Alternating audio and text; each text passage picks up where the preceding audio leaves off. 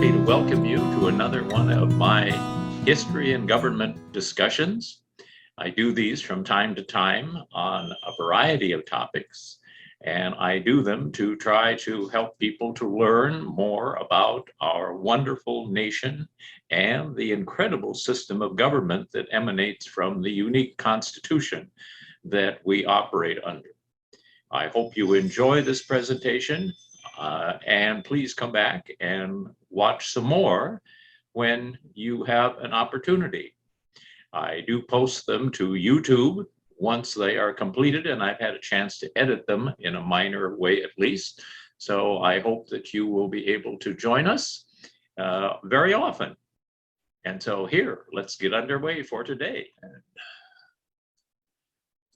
This topic is a huge one.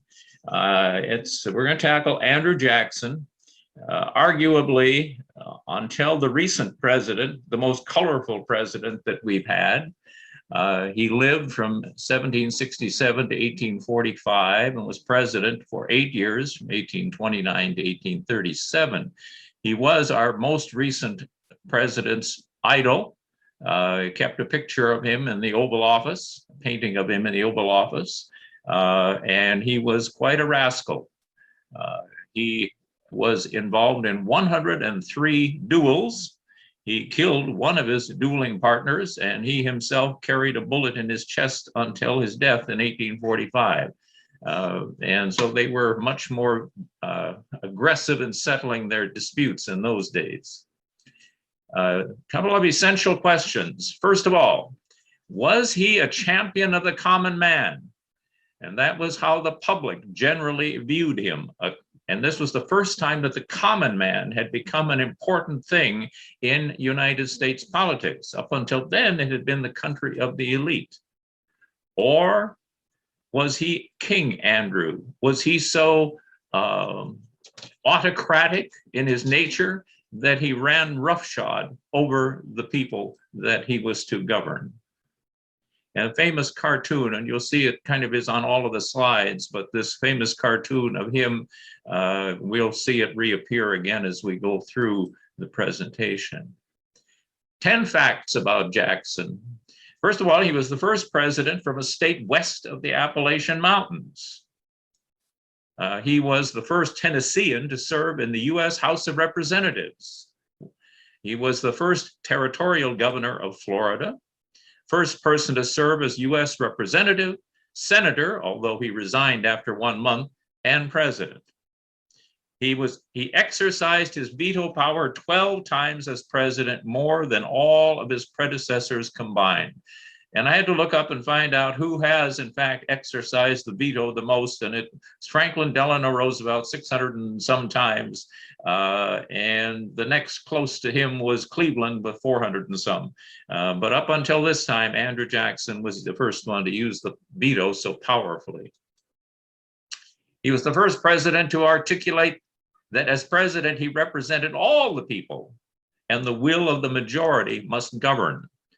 He helped found and was the first U.S. president to represent the Democratic Party.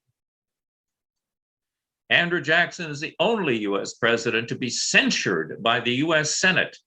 The censure, which is an official criticism, was, because he was still in power, canceled in the last year of his presidency. He was the first, he survived the first assassination attempt, which occurred January 30th, 1835, when a man by the name of Robert Lawrence failed to slay Andrew Jackson. Robert Lawrence believed he was a king.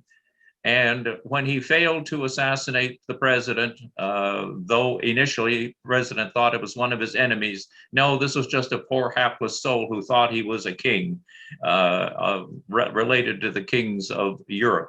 And he spent the rest of his life in a mental asylum.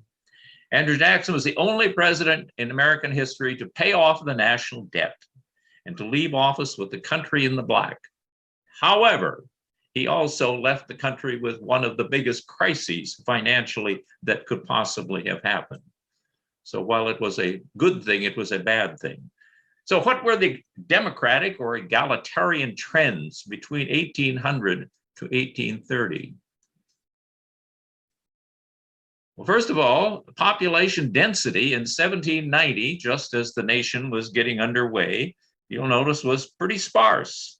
Places out west like Kentucky, Tennessee, and unorganized territory, the Northwest Territory, virtually no people. Whereas, and even Georgia had relatively few people. Western New York and Pennsylvania and so forth, few people.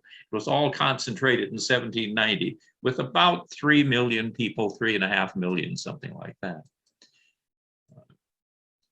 By 1830, you'll notice that we have a lot more population.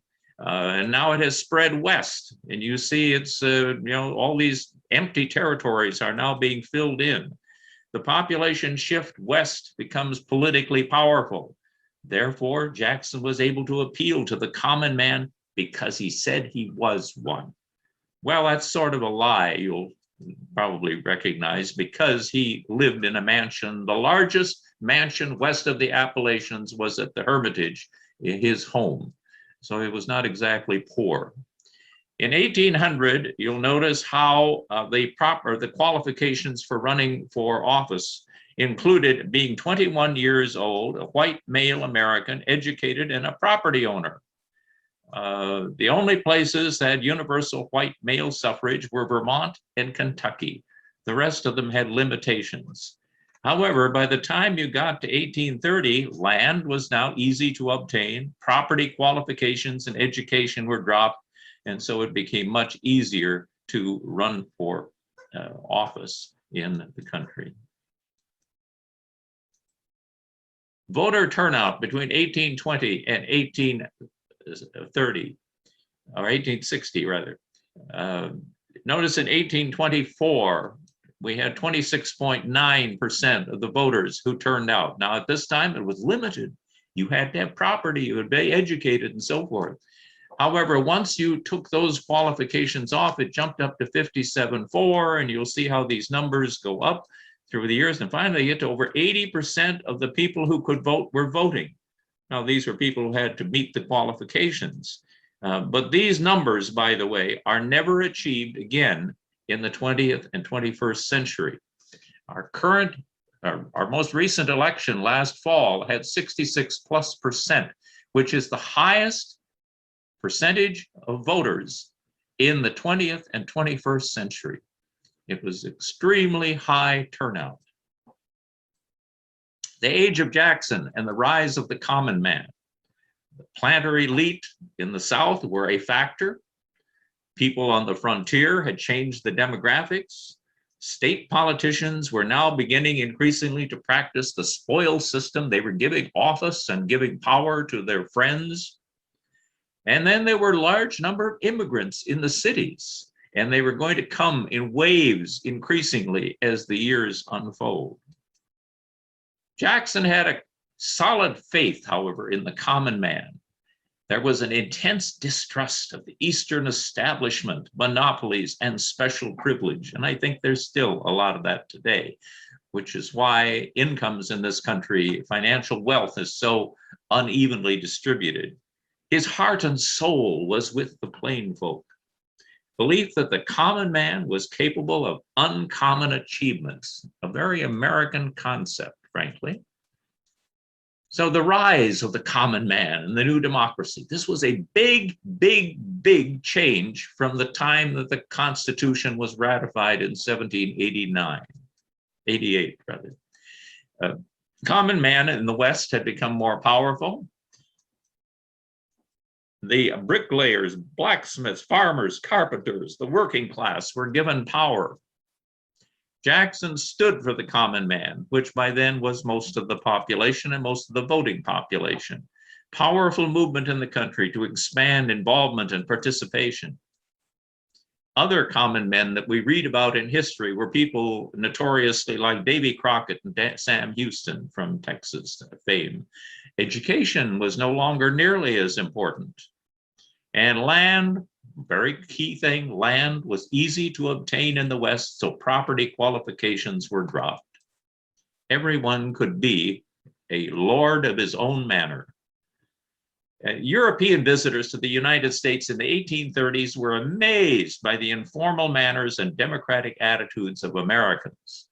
In particular, the writings of Alex de Tocqueville still makes interesting and good reading. The hero of the age was the self-made man. Jeffersonian democracy. People should be governed as little as possible. That was Jeffersonian kinds of attitude. Jefferson didn't really want to do a lot as president. Jacksonian democracy, on the other hand, whatever governing needed to be done, it should be done by the common man. Government by the majority of the people instead of being governed by the upper class. Property ownership and education shouldn't be needed to vote. Political power in the working class, increasing the number of elected officials. And land was easy to get out west. It was going to remain easy to get for another 80 or 90 years. Ideas of the Declaration of Independence became important, and people saw inequalities in society, which they weren't going to eliminate, but they saw them there. Jackson's early life, where did this guy come from? Where was he? Two states laid claim to him, both South Carolina and North Carolina, and neither one are right, because he was born right on the border, and there is no clear point where we can point to that he actually was born. His father died when he was a baby, not uncommon during this period. He read a copy of the Declaration of Independence to the townspeople who were illiterate. He learned to read very early. He was a talented man, a very bright person. He hated the British and blamed them for the death of his mother and brother. Orphaned at 13, self-educated, he had no formal education. And one thing that's remarkable is he didn't care for President Washington. He resisted the British when they occupied the area where he was a teenager, and one of them struck him on the cheek with a sword because he was so sassy back to him. And he carried that scar on his cheek until the day he died. Called him an aristo, short for aristocrat or upper class, and he was, while he was common, he was also aristocratic. His first residence was out west. He moved out west and established a home at the Hermitage in Tennessee. He was emotional, arrogant, passionate. He dueled, as I said at the beginning, 103 times. He could drink and smoke and curse and fight with the best of them. He was a lawyer, a judge, a senator, a general, and finally he was president, and the first one from the West. He appealed to the common man because they believed he was one. His military career. He defeated the Creeks at Horseshoe Bend in 1814. Defeated the British famously, his most famous single act, defeated the British at New Orleans in 1815. And by the way, if you go, and you will someday, I hope, go to the Hermitage near Nashville, Tennessee, the most perfectly preserved presidential home in the whole list of presidential homes.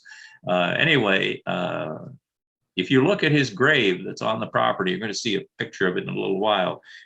He wanted to be called general and not president.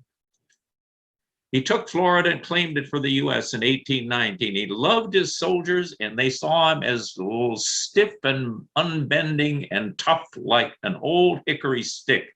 And so they nicknamed him Old Hickory. In 1824, Thomas Jefferson, by the way, Thomas Jefferson at this point is close to death. He's in his latter years of life. And he said of Jackson, "When I was president of the Senate, he was a senator, and he could never speak on account of the rashness of his feelings.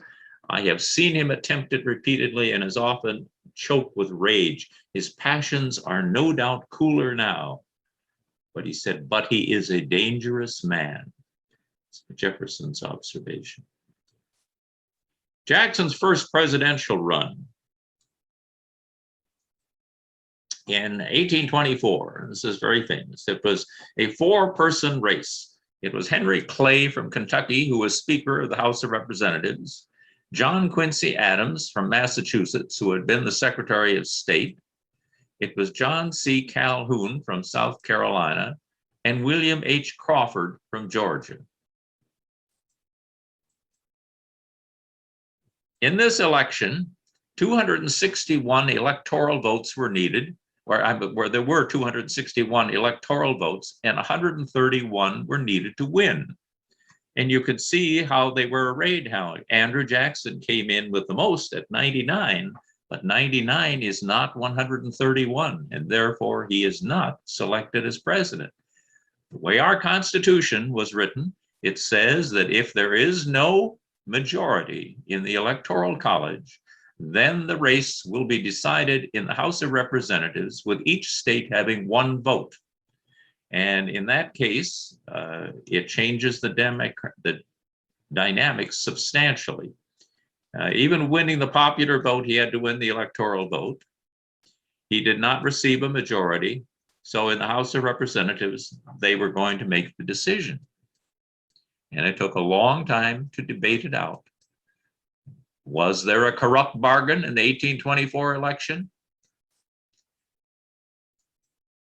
The corrupt bargain, Henry Clay, interestingly, Henry Clay, first of all, a little background.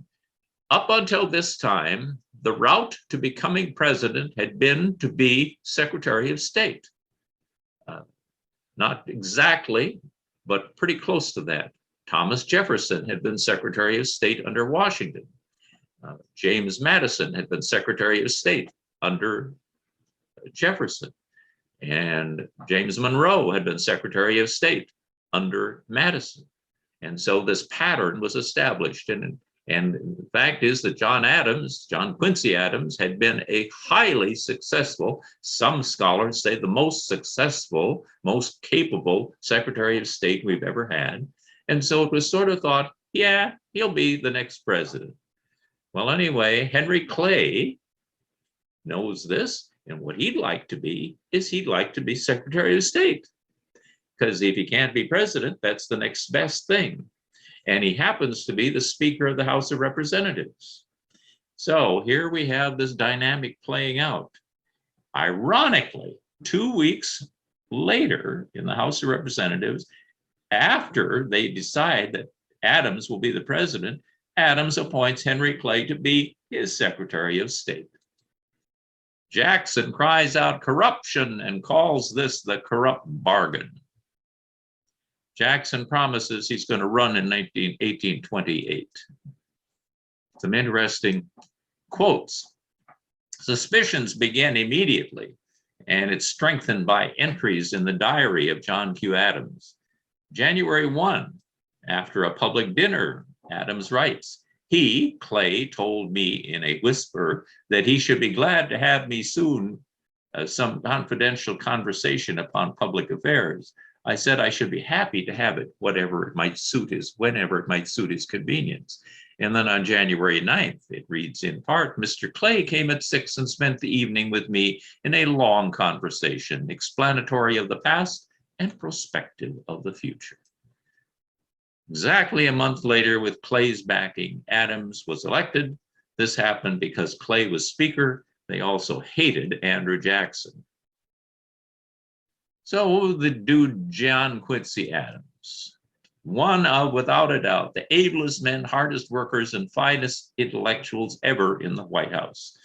They have done retrospective estimations of people's IQs, and he comes out as having the highest IQ of any person who ever serves as president.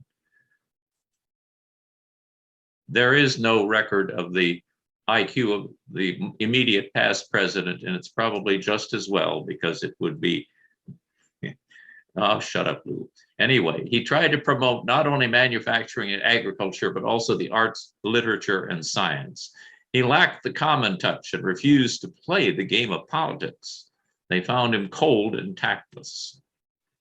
And his dad wasn't so much different than that, by the way. And he couldn't build any popular support for his programs. So his presidency is largely a failure. He was successful as Secretary of State. He supported protective tariff. He supported the Bank of the United States and internal improvements, a minority president. And it can be said he's the last of the Federalists and the connection with the founding fathers.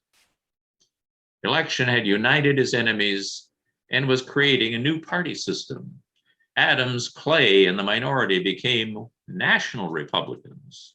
Jackson and the majority became the Democratic Republicans, and later they dropped the Republican and just become the Democrats. Till after the election of 1824, Jacksonian democracy comes into play. Political world changed during the new democracy. Two new political parties emerged. The National Republicans, Adams, Clay, Webster, strong national government, favored the Bank of the United States and so forth. Very moral kind of group. The best and privileged should run government. The Democrats, Jackson and Calhoun, believed in states' rights and federal restraint in economic and social affairs, favored the liberty of the individual, and were fiercely on guard against the inroads of privilege into the government. And they tried to protect the common man. What were the key issues in 1828? End corruption in Washington, D.C. Guess what we're still trying to do? Reform and eliminate the national debt. Haven't gotten that job done yet, have we? The people versus a special interest, a contest that still goes on today. And they were against King Caucus. So what was King Caucus? Well, first of all, I got to take a side note here and mention Rachel Jackson. Rachel Jackson, in about 1791, she eloped with Andrew Jackson, there in Tennessee, believing that her husband, Robards, had secured the couple a divorce. It was later revealed that he had not, meaning that her marriage to Jackson was technically bigamous. They were forced to remarry in 1794 after the divorce had been finalized, but it remained a great scandal, especially in the election of 1828. The election of 1828 can be called an American tragedy in a sense. Jackson against John Quincy Adams. It was a vicious, vicious race. One anti-Jackson newspaper said, General Jackson's mother was a common prostitute brought to this country by the British soldiers. She afterward married a mulatto man with whom she had several children, one of which was Andrew Jackson. The anti-Adams people accused Adams of hiring a servant girl, for a visiting Russian ambassador. He was pimping, in other words. Adams was accused of gambling in the White House. One of the worst elections in US history for its mudslinging. Now, this is not quite accurate. As a result of this, Jackson's wife died of a heart attack just before he became president. Probably can't be absolutely sure that that caused the heart attack, but that's what she did. She did die. Now, forever, however, Jackson is going to blame Adams and Clay, and he never forgives them. Jackson went into extreme mourning for his wife, and if you visit the Hermitage near Nashville, Tennessee, it's about 1,000-acre estate, extremely well preserved. In the corner of the garden, there is the tomb of Andrew Jackson and his wife. And as I said a little while ago, on the tomb, he's referred to as General Jackson and not President. That was his preference. No. Election of 1828, you needed 261. You had 261 electoral votes, 131 electoral votes to win. He received 178, and therefore he wins. Why such a difference between the election of 1824 and 1828? Huge population shifts to the western states and the South. More men were voting. Property restrictions and education had dropped, and there was the appeal to the common man. In 1824, there were 355,817 people who voted. That gave Andrew Jackson the 99. But by 1828, there were 1,155,000 who voted.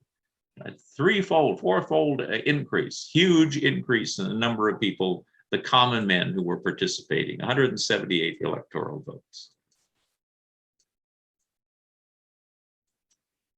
In 1800, you had to be a white male, American, 21, educated, and a property owner. Several states would drop property qualifications in education, and you see the dramatic difference that occurs there. Some places, universal male white suffrage. A few still had taxpayer qualifications, but it is opening up considerably. The electoral process from 1790 to 1828. A caucus. So the caucus, by the way, was usually the members of the legislature, the Senate and the House, small group of individuals who would choose a candidate. Then from 1828 to 1900, roughly, there was a convention. Members from the political parties nominate a candidate, and this eliminated King Caucus, as it was referred to. And then the current system that is mostly used in the states is a direct primary, where registered voters participate in choosing a candidate. Which one, of course, is the most democratic? What we use today, which did not appear until the 20th century. King Mob. This is a depiction of the White House. Jackson's inaugural was a victory for the common man. Thousands of commoners came to Washington to see Jackson inaugurated. They nearly destroyed the White House. They ripped pieces of souvenir from the drapes. They stood on the furniture. They made a terrible mess. Finally, the only way they got them out of the White House and out onto the lawn was to move the whiskey, the liquor out, so that they would then go where the whiskey was. They were crawling out through windows and so forth. It was total chaos. Andrew Jackson is president. First of all, I have to mention the Eaton affair. It has to deal with Peggy O'Neill. Now, Peggy never referred to herself as Peggy in her lifetime. She was Margaret O'Neill. But she had been married for about 12, 15 years to a man by the name of Timberlake. And Timberlake was an officer on a ship. And it appears and there was, of course, the conflict with the reputation of Rachel Jackson. It appears that during the time that Mr. Timberlake, her husband, was at sea, she may have had an affair. And the affair would have been with this man, John EATON, who later became the Jackson's Secretary of War. And there was malicious gossip like crazy among the cabinet wives, mostly led by Florida Calhoun, John C. Calhoun's wife. And the women of the cabinet refused to receive her. And that was a great problem. Now, as it happened, Jackson, because of his feelings for how his former wife had been abused verbally, he became her champion and stood up for her because of what happened to his wife, Rachel. In the process, what happens is that the entire cabinet is broken up. And here we see the rats leaving the cabinet.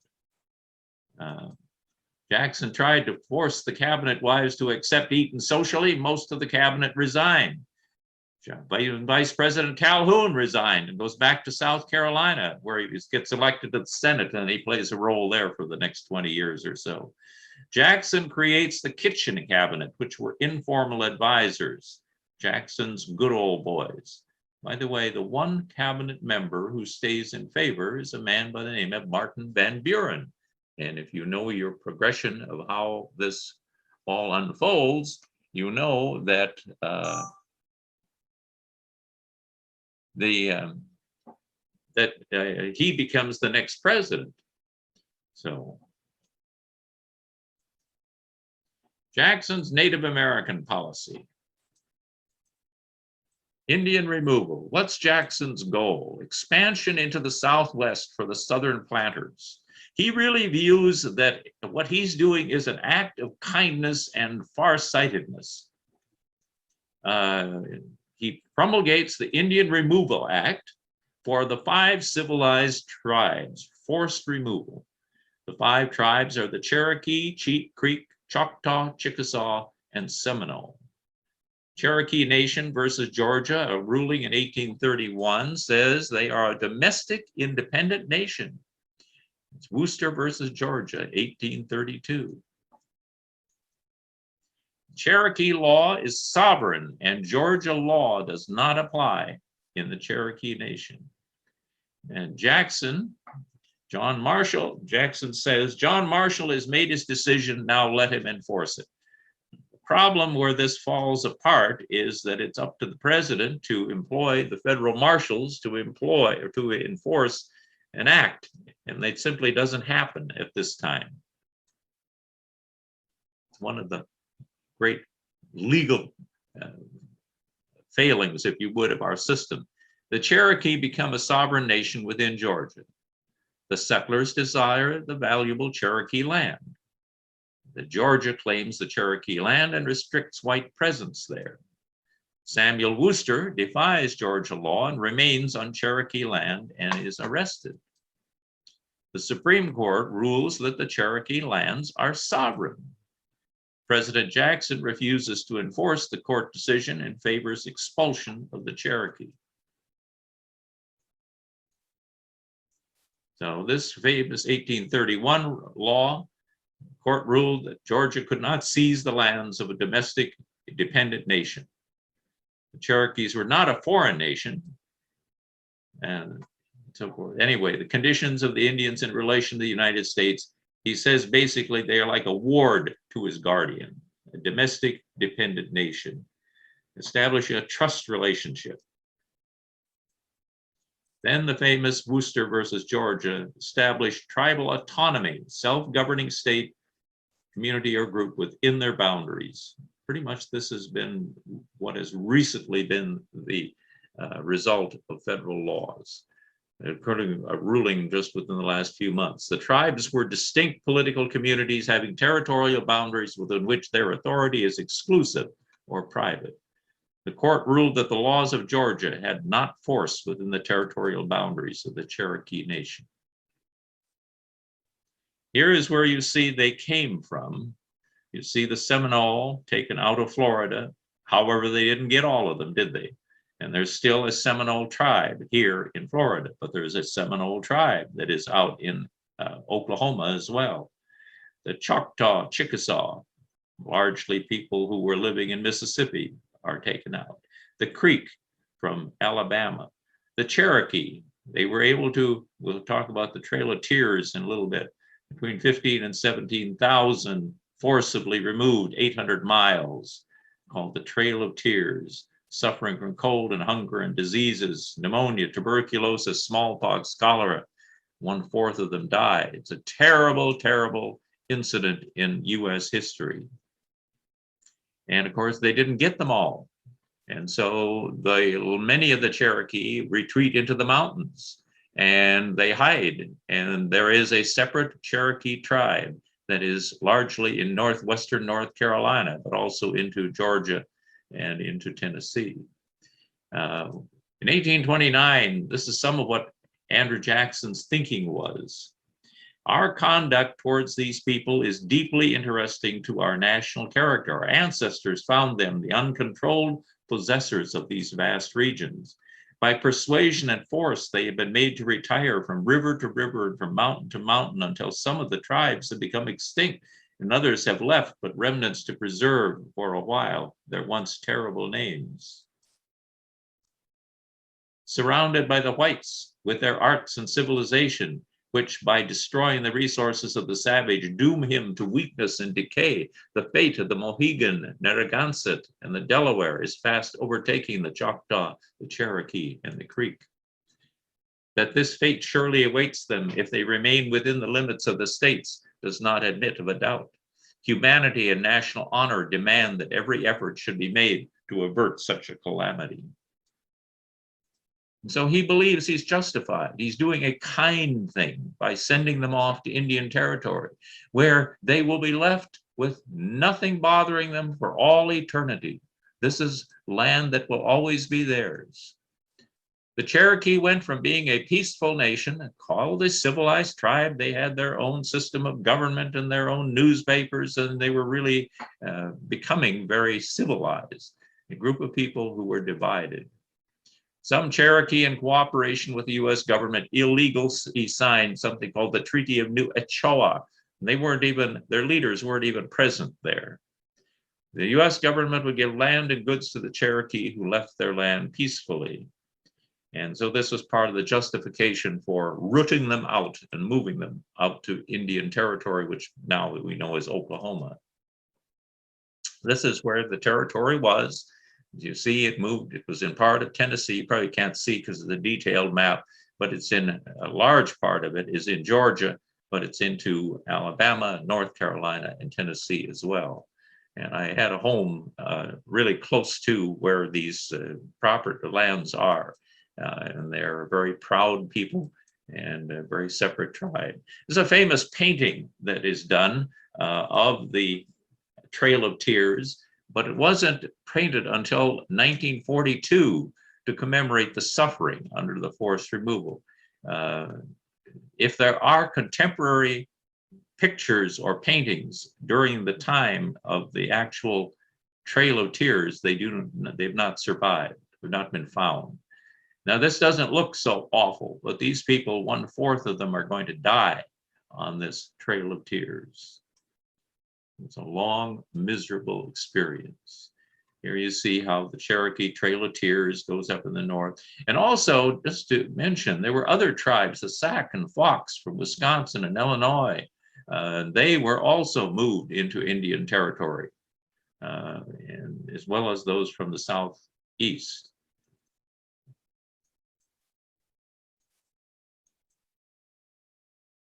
These are some quotations. "We were 8 days in making the journey of 80 miles, and it was pitiful to behold the women and children who suffered exceedingly, as they were all obliged to walk with the exception of the sick. I had 3 regular ministers. We have preached our prayer meeting every night." What did they have? That's all they could resort to, is prayer. And it was a miserable time. This is a man by the name of L.B. Webster who's quoting some of the things that were kind of a contemporaneous observation of what was happening. "Long time we travel on way to new land. People feel bad when they leave the old nation. The women cry and make sad wails. The children cry and many men cry. And they all look sad. We bury close by the trail," a survivor of the Trail of Tears. And this didn't happen on one day. This was a long process. I have to mention that during this time, slavery is also a factor and is growing substantially. In 1790, you see areas in what became the United States without slaves, many areas with very little slavery. Most of the slaves were concentrated in Virginia and South Carolina, with some in North Carolina and South Carolina. And then by the time we get to 1830, you see slavery has spread west dramatically. So you see it going all the way out into Missouri and Louisiana, Kentucky, even up into the Michigan Territory. And this is the whole United States map showing where the territory is by 1860. And this is on the eve of the Civil War. In all fairness, there were slaves somewhere in the north as well that probably should be represented on this, but they were very few in number by this time. And so the concentration of slaves has now moved west. The tariff and nullification issue. John E. Calhoun, a former vice president under Jackson, U.S. Senator from South Carolina, President Jackson, and they clash over the nullification issue. Webster quotes in 1830 saying, in a famous toast, "Liberty and union, now and forever, one and inseparable." Jackson's response is, "Our federal union, it must be preserved." And then we get John C. Calhoun. You must have read between the lines. "The union, next to our liberty, most dear." What he's referring to is that we're a union of states, not a union of people. And his interpretation will then become a stepping stone to the Civil War some years later. Tariff conflict. 1828, they passed a huge, by the way, just to clarify, in the 19th century, there weren't many things that the US government did. It delivered the mail, really important function, and it collected tariffs. Tariffs were the main source of income for the US government. They did not have an income tax during this time. It was the tariffs. So in 1828, they passed a very high tariff, which was called the Abomination Tariff of 1828, because it had a huge negative impact, especially in the South. In 1832, there was another new tariff, and South Carolina's reaction was, hey, that doesn't apply to us. We're not going to honor that. We're going to nullify it. And so its state legislature said that. I'm sorry, we are not obligated to follow anything that the US government decides it wants to do. And ultimately, it's going to be resolved because the great compromiser, Henry Clay, is going to come up with a compromise tariff. Tariff of 1828. The Constitution doctrine of implied powers was used to justify higher protective tariffs. Now, you know, you cannot charge a fee for something being exported, but you can have a tariff on something being imported. And the protective tariff was raised to 45% on a dollar. The South was upset because they saw the US government favoring the North and industry in this process, because it was the industry of the North that they were trying to protect. Feared that the US government would take away slavery. So John C. Calhoun, he resigns as vice president because of the Eaton affair and his objection to the tariff of 1828. He is the only vice president other than Spiro Agnew to ever resign as vice president. Tariff of abominations. He became a US senator from the South Carolina, defends slavery all the way to his death in the 1850s, and states' rights. Calhoun threatened secession, leaving the US if the tariff was not lowered. They actually had an act before the state legislature to do that. Calhoun believed in the doctrine of nullification, or each state had the right to decide whether to obey a federal law or to declare it null and void. That's why it's called the nullification crisis. Jackson persuaded Congress to pass a force bill giving the president authority to take military action in South Carolina. He decides he's going to make sure that they comply, that the federal government is predominant. Jackson issued a proclamation to the people of South Carolina stating that nullification and disunion were treason. But he compromises this by also suggesting that the Congress lower the tariff.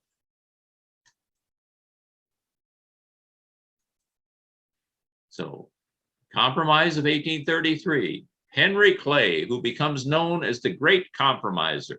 Again and again, he is the one who comes into the legislative process and proposes something that will be acceptable to both sides, and so his compromise is what prevails.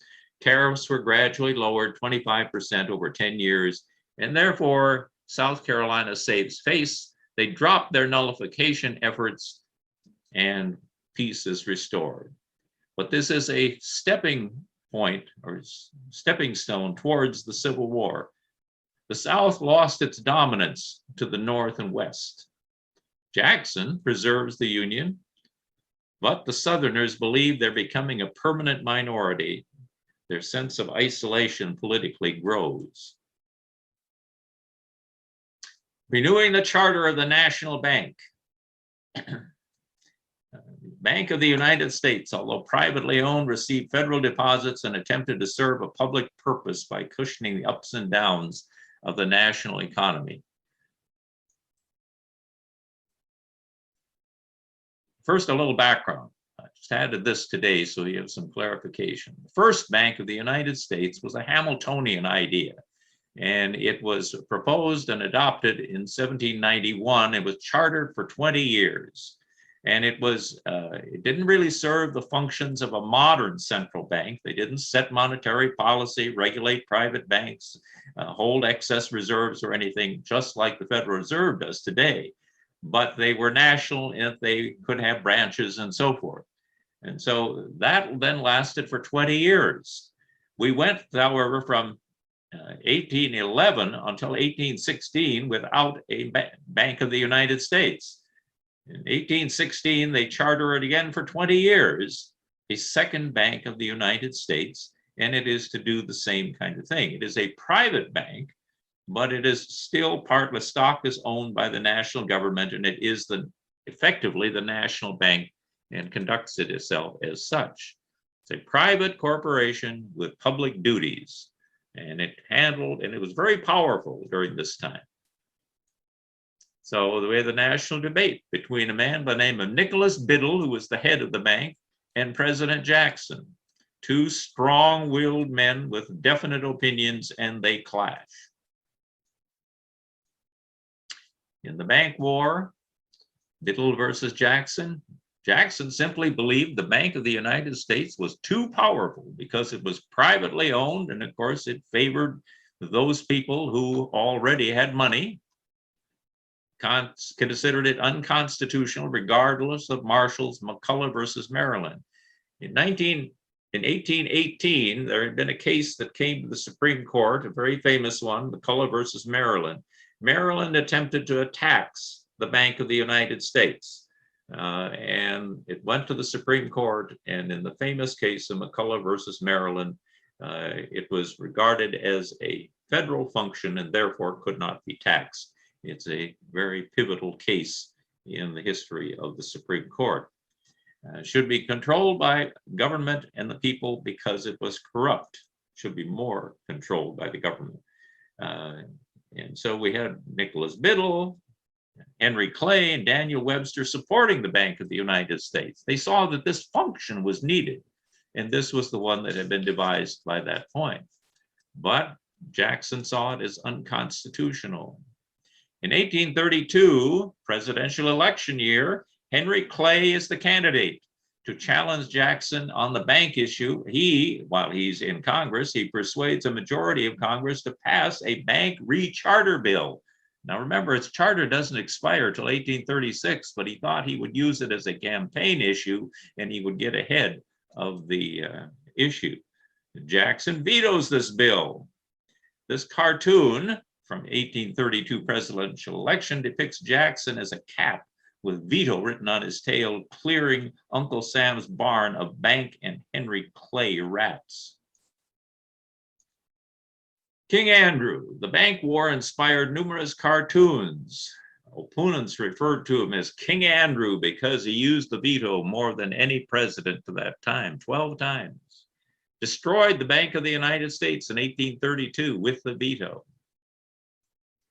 This picture shows President Jackson holding a veto in his left hand and a scepter in his right. The US Constitution is torn up and Jackson standing on it. The bank war, an overwhelming majority of the voters approved of Jackson's veto.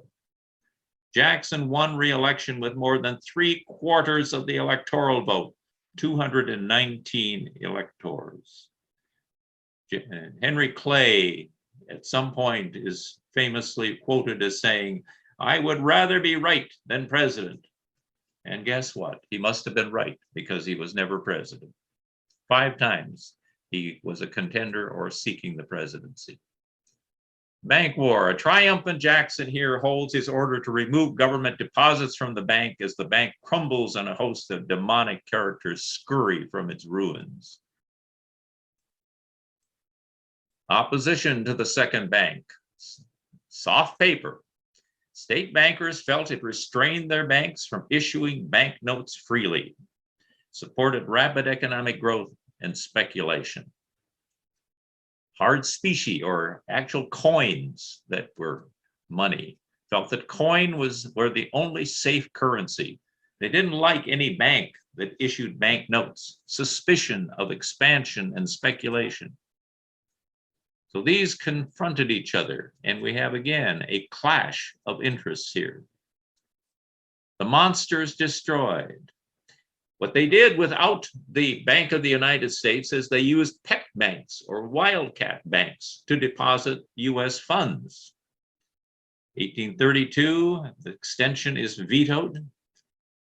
1836, the Carter expires. By 1841, the bank goes bankrupt. Specie circular of that should be 1836. Wildcat banks. These are favored banks, just private banks that they put the federal funds in. Buy future federal land only with gold or silver. This is what the Specie Circular of 1836 says. Any federal land could only be purchased with hard gold or silver, not with paper money. Jackson's goal. He wanted to destroy the power of the banking system. Banknotes lose their value, land sales plummeted, credit is not available, businesses begin to fail, unemployment rose, and so we have the Panic of 1837 as a result. So what were Jackson's legacy? Well, he enlarged the power of the presidency like nobody would have ever imagined. The president, he said, is the direct representative of the American people, only responsible to the people, not to Congress. Converted the veto into an effective presidential power, and it was going to help presidents shape legislation in Congress. And political parties, which had not even been envisioned by the founding fathers, were seen as a positive good. Opponents referred to him as King Andrew because he used the veto more than any president up to that time, 12 times, to benefit the common man, destroyed the Bank of the United States, used the veto for personal revenge. Personal revenge, this is a dangerous territory for anyone to get into when they're in a position of power. You remember Nixon's enemies list, and now we're beginning to learn that the previous president was doing some things that are suspect about trying to get at people who were critical of him. Henry Clay was an advocate for something he called the American system. He said we should be building infrastructure in America, roads and canals and so forth.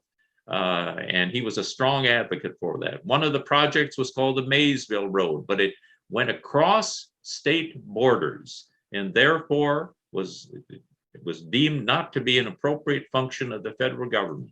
And it was a big conflict during this time. Opposed increased federal spending and the national debt. Interpreted the powers of Congress narrowly. And he also had a kitchen cabinet, private advisors, and every president since has had some of that.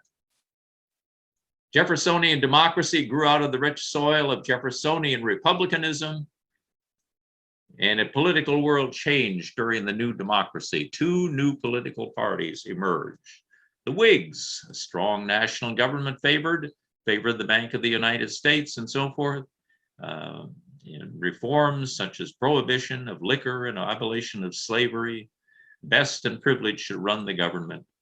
The Democrats believed in states' rights, federal restraint in economic and social affairs, liberty of the individual, and fiercely on guard against the inroads of privilege into the government, pro-slavery, and protected the common man. New democracy, Jeffersonian democracy, people should be governed as little as possible. Again, the common man is who be the one who's in power. Property ownership and education not needed. Growth of political power of the working class is desirable. We need more elected officials. We want the land to be easy to get out west. Failures. What did he fail? There was during his time growing social stratification in America. A bigger gap between the rich and poor visibly widened. The Jacksons' financial policies and lack of a national bank helped lead to the Panic of 1837, which was a serious depression that lasted until 1843. We seem to have had a depression, or recession, or readjustment of our economy about every 20 years.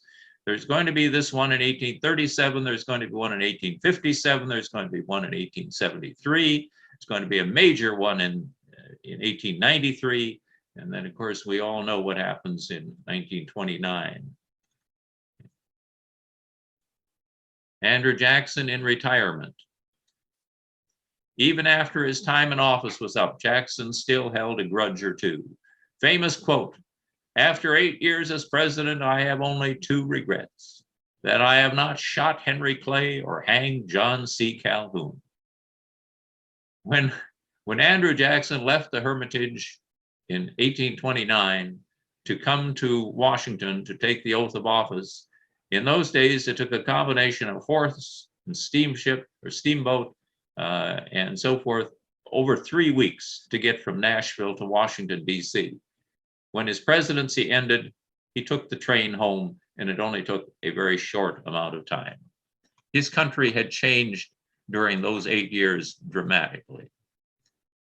Here's Andrew Jackson 1 year before his death, one of the earliest presidents of whom we actually have a photograph.